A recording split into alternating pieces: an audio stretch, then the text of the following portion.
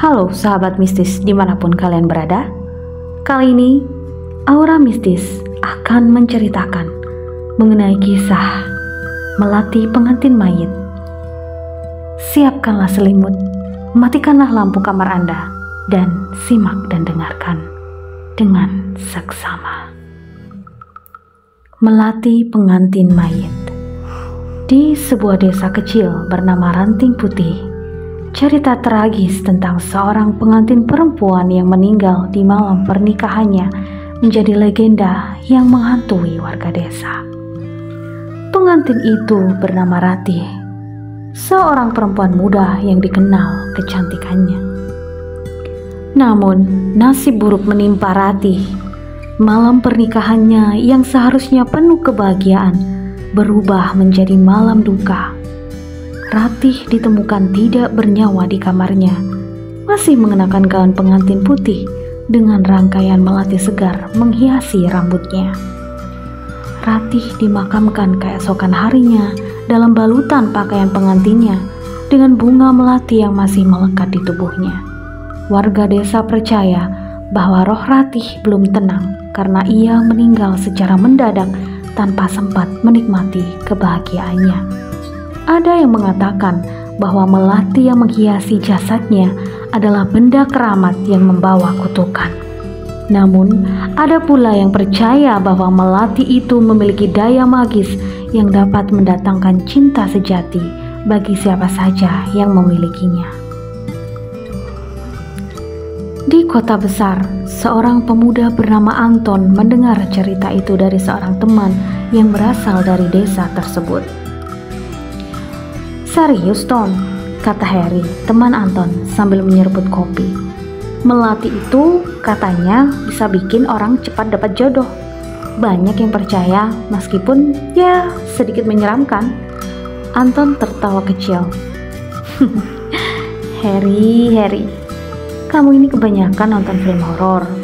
Bunga bisa bikin jodoh. Kalau benar, kenapa kamu sendiri nggak coba?" Harry mengangkat bahu. Nggak semua orang berani main-main sama hal seperti itu. Lagi pula, melati itu diambil dari jasad pengantin, Ton. Aku nggak mau cari masalah dengan arwahnya. Tapi ucapan Harry justru membuat Anton tertarik. Anton adalah pria berusia 30-an yang merasa hidupnya stagnan. Ia sudah lama mencari pasangan hidup, namun selalu gagal. Cerita tentang melati pengantin itu membuatnya berpikir, kalau memang bisa membantu, kenapa tidak? "Kalau aku mau ambil melatinya, di mana lokasi makamnya?" tanya Anton akhirnya. Harry terdiam menatap Anton dengan ragu. "Kamu gak serius kan?" "Tentu serius, aku cuma mau coba. Siapa tahu ini bisa jadi jalan keluar buatku." Harry mendesah panjang. Makamnya ada di desa Ranting Putih, di bukit dekat hutan. Tapi, aku saranin kamu pikir-pikir lagi. Bukan cuma soal arwah, tapi juga ini gak sopan, Ton. Namun, Anton sudah memutuskan. Ia merasa tidak ada ruginya mencoba. Malam itu juga, ia mengemasi barang-barangnya dan berangkat ke desa Ranting Putih. Setibanya di desa, Anton menunggu hingga larut malam sebelum pergi ke pemakaman. Dengan membawa senter dan kantong plastik, ia berjalan menyusuri jalan setapak menuju bukit. Udara malam terasa dingin dan suasana di sekitar pemakaman begitu sunyi. Anton menemukan makam Ratih dengan mudah. Batu nisannya masih baru, dihiasi tulisan berbunga, "Ratih Setiawan, pengantin abadi." Jantung Anton berdegup kencang. Ia menggali sedikit tanah di atas makam, lalu membuka penutup peti mati. Ketika peti itu terbuka, bau anyir bercampur dengan wangi melati menyeruak ke udara. "Maaf ya, saya pinjam bunga ini," gumam Anton sambil menunduk seolah meminta izin. Dengan tangan gemetar, ia mengambil rangkaian melati dari rambut Ratih. Mata Ratih yang tertutup terlihat begitu damai, namun Anton merasa seperti ada sesuatu yang mengawasinya. Setelah mendapatkan bunga itu, Anton menutup kembali peti dan makam Ratih, lalu segera kembali ke kota. Setibanya di rumah, Anton meletakkan melati itu di sebuah vas di meja ruang tamu. Ia menatap bunga itu dengan penuh harapan.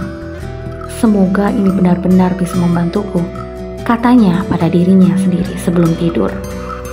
Namun, malam itu, Anton mengalami mimpi aneh. Dalam mimpinya, ia berada di sebuah ruangan gelap dengan lilin-lilin kecil di sekitarnya. Di tengah ruangan, Ratih berdiri mengenakan gaun pengantin putih yang sama seperti di makamnya. "Kembalikan melatiku," kata Ratih dengan suara lirih. Anton terbangun dengan keringat dingin. Ia menganggap itu hanya efek dari rasa bersalahnya. Namun, hari-hari berikutnya keanehan mulai terjadi. Suatu malam, pintu rumah Anton terdengar berderit terbuka sendiri. Ia bergegas memeriksa, namun tidak menemukan siapapun. Angin dingin tiba-tiba berembus dan ia mencium aroma melati yang sangat menyengat. "Siapa di sana?" teriak Anton, tapi tidak ada jawaban. Ketika ia kembali ke kamarnya, ia melihat bayangan seorang perempuan di cermin. Perempuan itu berdiri dengan gaun pengantin, menatapnya dengan mata kosong.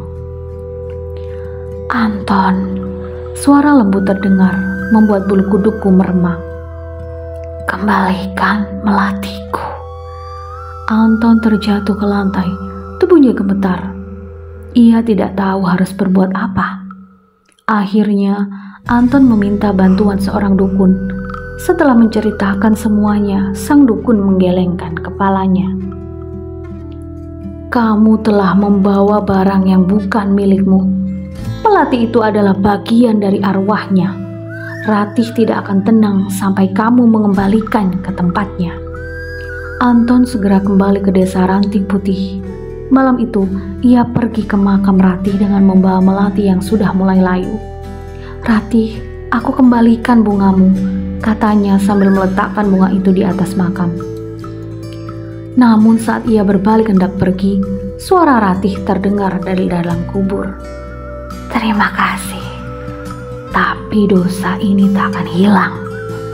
Anton berbalik, tapi tidak ada siapapun. Ia segera berlari meninggalkan tempat itu. Namun di sepanjang jalan pulang, ia merasa ada yang mengikutinya.